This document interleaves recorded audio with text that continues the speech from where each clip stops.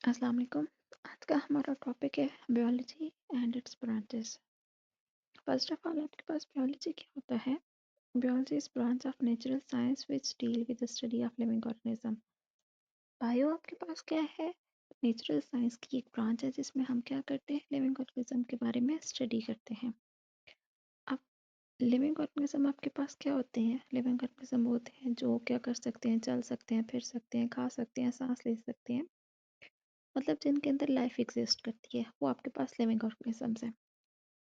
अब in living organism की study को हम क्या कहते हैं? बायोलॉजी कहते हैं। आगे आ जाती है मेजर डिवीजन ऑफ बायोलॉजी।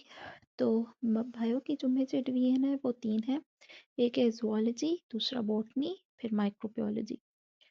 अब जूलॉजी में हम किसके बारे में स्टडी करते हैं? जूलॉजी में हम लोग स्टडी करते हैं लिविंग ऑर्गेनिज्म की एक स्पेसिफिक ब्रांच या स्पेसिफिक टाइप के बारे में, जिसको हम क्या कहते हैं? एनिमल्स। बॉटनी में हम लोग किसके बारे में स्टडी करते हैं? बॉटनी में हम लोग प्लांट्स के बारे में स्टडी करते हैं, और माइक्रोबायोलॉजी में हम माइक्रो ऑर्गेनिज्म के बारे में स्टडी करते हैं। माइक्रो ऑर्गेनिज्म क्या होते हैं? माइक्रो ऑर्गेनिज्म वो टिनी ऑर्गेनिज्म होते हैं जो हम लोगों को आम आंख से नजर नहीं आते, उनको हम माइक्रोस्कोप के थ्रू देखते हैं। अब आगे आते हैं ब्रांचेस ऑफ बायोलॉजी की तरफ। सबसे पहले आपके पास आ जाता है मॉर्फोलॉजी। मॉर्फोलॉजी का क्या मतलब होता है? ये बायो की वो ब्रांच है जिसमें हम लोग लिविंग ऑर्गेनिज्म की एक्सटर्नल ऑर्गन पढ़ते हैं। अब एक्सटर्नल ऑर्गन कौन कौन से होते हैं? जैसे आईज, नोज, ईयर, जो हम लोगों को विजिबल होते हैं, हम लोग देख सकते हैं, हम उसके बारे में स्टडी करते हैं। ठीक है। Morphology, study of external organ of living organism. उसके बाद आपके पास आ जाता है एनाटॉमी। एनाटॉमी में क्या होता है? हम लोग इंटरनल ऑर्गन की स्टडी करते हैं। अब इंटरनल ऑर्गन कौन कौन से होते हैं? लंग्स हो गए, हार्ट हो गया, उसके अलावा ये आपके पास वेन्स, ये सारे के सारे जो है इंटरनल ऑर्गन है, जो हम लोगों को विजिबल नहीं होते, जो बॉडी के अंदर प्रेजेंट होते हैं, हम उनकी स्टडी करते हैं एनाटॉमी में।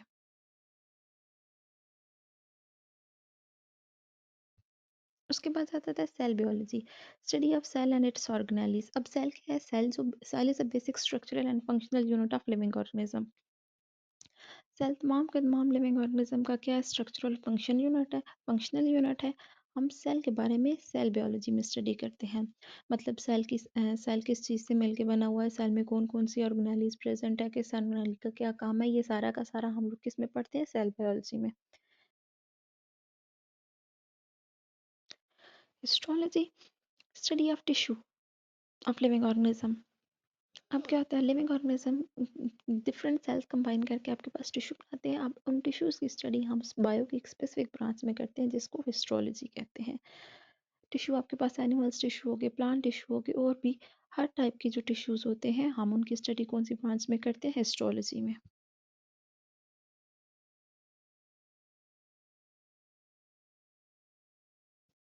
नेक्स्ट हमारे पास ब्रांच आती है फिजियोलॉजी। फिजियोलॉजी क्या होती है? Study about function of living organism.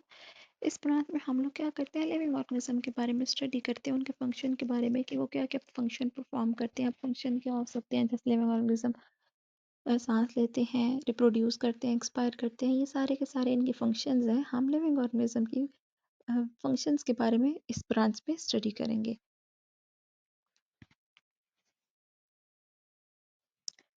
Next आपके पास आ जाता है टेक्सोनमी। टेक्सोनमी क्या? Study about grouping and naming of living organism. अब लिविंग ऑर्गेनिज्म को डिफरेंट ग्रुप्स में क्लासिफाई किया गया, डिवाइड किया गया, और फिर उनको डिफरेंट नेम रखे गए हैं, उनके सिमिलर कैरेक्टर की बेस पे या डिफरेंस कैरेक्टर की बेस पे। तो टेक्सोनमी में हम लिविंग ऑर्गेनिज्म की ग्रुपिंग पढ़ेंगे, उनके नेम पढ़ेंगे, उनकी क्लासिफिकेशन पढ़ेंगे। आगे आपके पास आ जाता है जेनेटिक्स।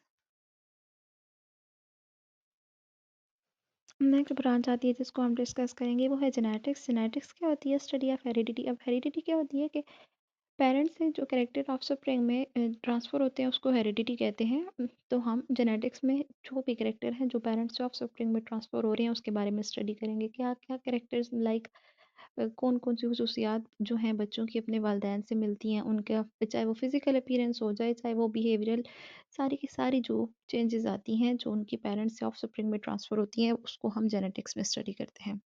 उसके बाद आ जाता है आपके पास developmental biology, study of embryo of living organism.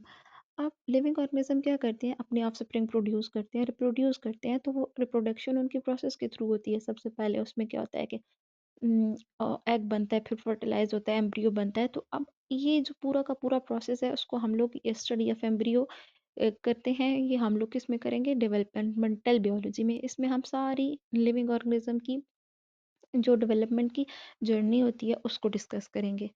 Next आपके नेक्स्ट आपके पास आ जाता है एनवायरमेंटल बायोलॉजी। अब इसमें हम क्या करेंगे, study of relationship between living organism and their non living factor. Living organism का उनके नॉन लिविंग फैक्टर के साथ इंटरेक्शन पढ़ेंगे कि ऑर्गेनिज्म कैसे अपने नॉन लिविंग एनवायरनमेंट में सर्वाइव करते हैं। लिविंग ऑर्गेनिज्म कैसे अपने एनवायरनमेंट में सर्वाइव करते हैं, उनका बिहेवियर, उनका इंटरेक्शन उनके एनवायरनमेंट में कैसा है, ये सारा हम इसमें एनवायरमेंटल बायोलॉजी में स्टडी करेंगे। नेक्स्ट आपके पास आ जाता है पैलेंटोलॉजी, स्टडी ऑफ फॉसल्स। अब फॉसल्स क्या होते हैं, फॉसल्स आपके पास वो ऑर्गेनिज्म होते हैं जो सदियों पहले प्रेजेंट थे, लेकिन अब उनकी क्या होगी है, डेथ एंड डिके होगी है। जैसे आपके पास फॉसल्स में एग्जांपल डायनासोर की आती है और भी बहुत से ऐसे एग्जांपल एनिमल्स हैं। तो अब पैलेंटोलॉजी में हम लोग क्या करते हैं, स्टडी ऑफ फॉसल्स पढ़ते हैं। मतलब ज़मीन पे पहले कौन से ऑर्गेनिज्म मौजूद थे, वो किस वजह से ख़त्म हुए हैं, ये सारी इनकी हिस्ट्री, इनकी सारी की सारी डिटेल हम पैलेंटोलॉजी में डिस्कस करते हैं। Biotechnology is the use of living organism and there part for the welfare of human being. Biotechnology में हम लोग पढ़ते हैं कि कैसे हम लोग लिविंग ऑर्गेनिज्म को यूज़ करते हैं, उनके पार्ट्स को इंसानों के लिए बेनिफिशियल बनाते हैं। कैसे, अब डिफरेंट टाइप के बैक्टीरियाज हो गए या फिर वायरसेस हो गए, बहुत सी ऐसी चीज़ें हैं जिनको हम यूटिलाइज करके क्या करते हैं, मेडिसिन बनाते हैं और बहुत सी चीज़ें होती हैं। तो ये अब क्या हो गया, लिविंग ऑर्गेनिज्म का यूज़ हो गया इंसान ह्यूमंस के बेनिफिट के लिए, वेलफेयर के लिए। ठीक है, इसके अलावा डिफरेंट टाइप्स के प्लांट होते हैं जिनसे हम मेडिसिन बनाते हैं। ये सारी की सारी जो टेक्नोलॉजी है इसको हम लोग किस में डिस्कस करेंगे, बायोटेक्नोलॉजी में। नेक्स्ट है आपके पास सोशियोलॉजी। सोशियोलॉजी क्या होती है, study of social behaviour of living organism.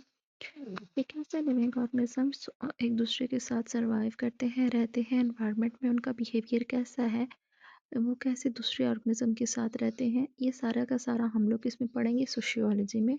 कैसे वो लिविंग ऑर्गेनिज्म दूसरे लिविंग ऑर्गेनिज्म के साथ इंटर के साथ रहते हैं, ये सारा हम इसमें डिस्कस करेंगे सोशियोलॉजी में। पैरासाइटोलॉजी। पैरासाइटोलॉजी क्या होती है, स्टडी ऑफ पैरासाइट्स। पैरासाइट्स क्या होते हैं, parasites are those organism that obtain their food from other living organism like mosquitoes and different type of plant are also parasites. तो अब हम पैरासाइटोलॉजी में क्या करेंगे, स्टडी ऑफ पैरासाइट्स करेंगे जो दूसरे ऑर्गेनिज्म से अपनी फूड ऑब्टेन करते हैं। उनकी डिटेल हम लोग इस ब्रांच में डिस्कस करेंगे।